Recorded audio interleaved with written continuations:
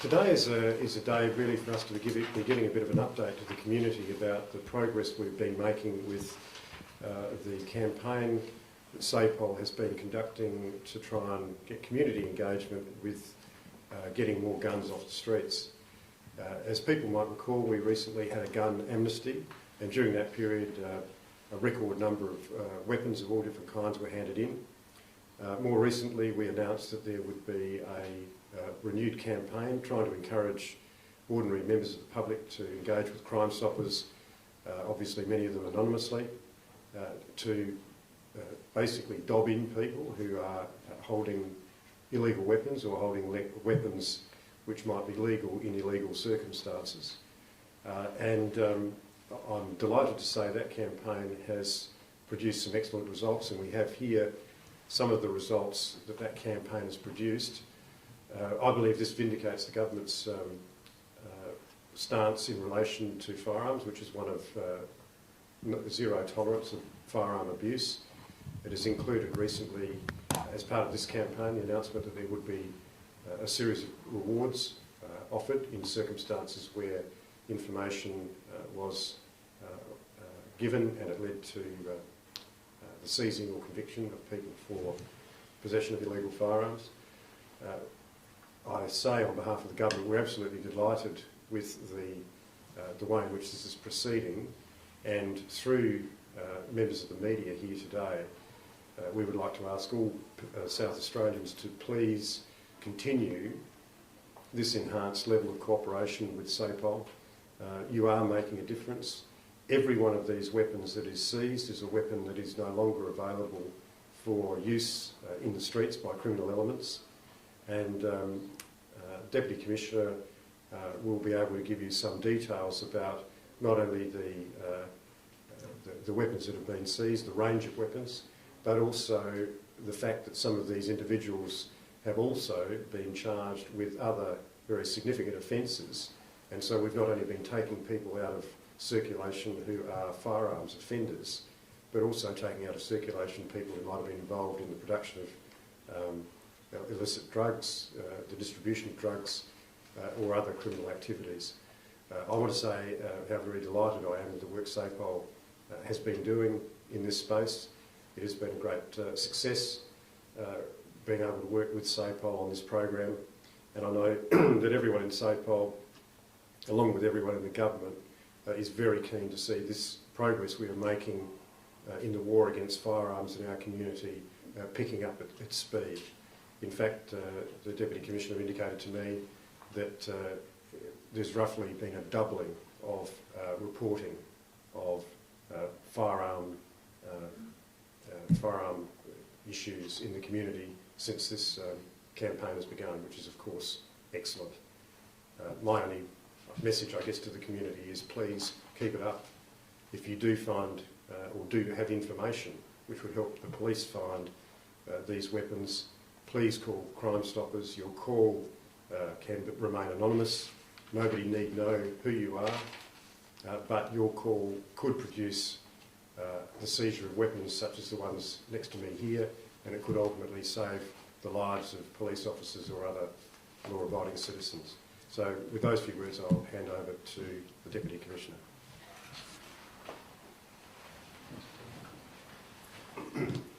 Operation Disarm was commenced at the beginning of March, and since the operation's been underway through the awareness campaign run both in poster form, on television and on radio, we've received over 100 individual pieces of information which has resulted in 35 firearms being taken off the streets.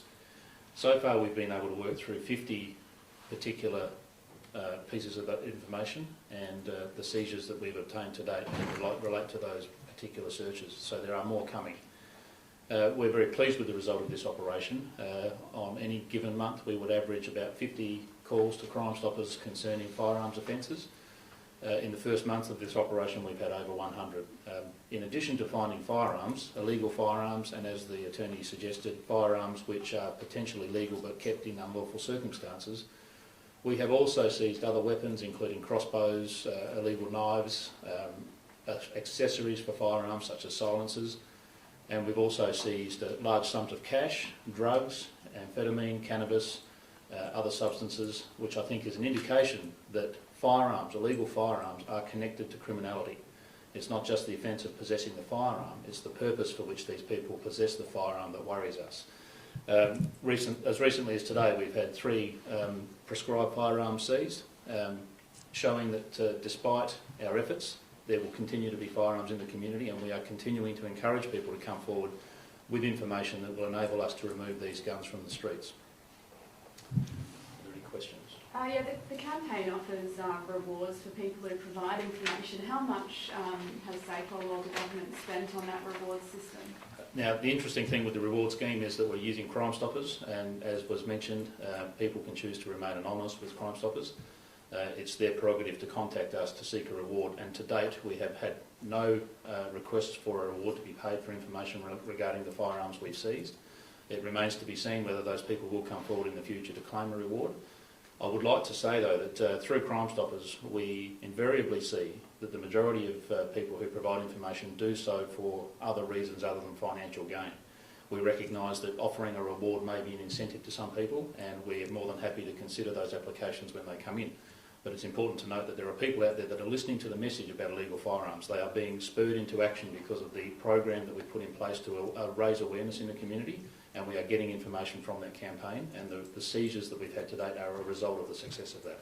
How much can someone receive for providing information? We've set an opportunity for people with highly valuable information to receive up to $10,000, but the value of any one particular reward will depend on the quality of the information provided and the results we obtain from that information. Have there been any significant arrests that you can recall from after a weapon has been seized? Sorry, do you mean in relation to the seizure? Leading to something else, I guess an offence that they're involved in using that firearm? Yes, look, I don't have specific details, but we do have instances where firearms which have been located by police have been forensically examined and connected to a crime, and people have been held accountable for previous crimes they've committed using those firearms. So the simple fact that we locate firearms which are illegally possessed gives us the opportunity not just to prevent crimes in the future, but to clear up historical crimes as well. The sad fact is, given the nature of what we're talking about, these firearms will remain operative or operable for 30 to 40 years, and it's on many occasions we find firearms which have been out of circulation for decades. So it's important that we do locate and retrieve these weapons out of the community so they can't be used for future crimes and, as I said before, attributed to past crimes. I'd also like to point out that this is in addition to the work that SAPOL normally does in relation to illegal firearms. We've averaged about 5 or 6 firearm seizures a day for the current part of this financial year. That's over 1,500 guns we've taken out of the community, in addition to what we're doing with Operation Disarm. So the message is clear. If people possess illegal firearms, we're looking for them, and if we find them in your possession, then you should expect to face the consequences. Would you admit there's still a fair way to go, given the number of shootings we've had this year? There's still a way to go, I guess, in this state with tackling gun crime? Well, the reality is, whilst firearms are in the community, we have the challenge of making sure, or trying to prevent, offences of violence from being committed. We've said in the past that we can have all the legislation in the world, we can have all the police in the world, but unless people choose to do the right thing, then it's going to be very difficult to stop people from acting illegally. Our endeavour is to prevent those opportunities by taking guns away from people. But if there are guns in the community, then we need to expect that at some point in the future we are going to see shooting incidents. How long do you expect the operation will go for? The campaign doesn't have an end date at this stage. The media campaign will probably taper down. We'll still have posters out and about in the community, and we're still going to promote Operation Disarm through our online capacity, and also whenever we get an opportunity to speak to groups. The opportunity for reward payments will exist while we still have the funding allocated, and at this stage, if we don't have people claiming rewards, then that gives us opportunity to consider how we progress this in the future. What is the process of gaining a reward? Is it tricky for people to... It's very simple. People who make a call to Crime Stoppers can give their information anonymously. They'll be given an identification number, and at their own choosing they can call back to check on the status of the information they've provided. If there is a result, they can then claim a reward based on that result. But at this stage, no money's been handed over at all? We've had no calls from anybody who has provided information for Operation Disarm seeking a reward. So we need to wait and see whether it's they're motivated by other things and it's just the increased level of awareness, or they may yet come back to us seeking that reward. Were you surprised by that no one? As I said before, Crime Stoppers, we generally see people don't call us back for the reward. We do pay rewards, but this is probably typical of the sort of information we get with Crime Stoppers, and it's refreshing to know that people in the community are acting in the interest of the community as opposed to their own financial gain.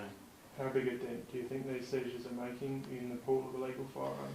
Well, we don't know how big the illegal pool is. Illegal firearms come into our community by being manufactured, having been stolen from legal gun owners or gun shops, or illegally imported. So to put a number on how many are out there, we don't know. But the reality is that every single gun we take off the streets is one less opportunity for someone to be seriously injured or killed as a result of a firearms offence. How challenging is it actually to seize a weapon? Do you, in many scenarios, just knock on the door and say, believe you've got firearms, hand them in, or is it a lot more complicated? We certainly add value to the information we provided before we go and knock on the door, and we assess each piece of information, and we do it as is relative to that particular circumstance. You mentioned before that the firearms seizures have led to people being charged for other crimes as well. Do you remember some of the more serious crimes that No, I don't have any specifics. I do know that we have been able to follow up on forensic testing of firearms and attribute them back to past criminal offences, but I don't have the specifics. And many found at bikie fortresses or... So far through Operation Disarm, it's my understanding that these have not come from outlaw motorcycle gang premises. But in the past, obviously, as you would be aware, we've seized substantial caches of firearms from those sorts of premises.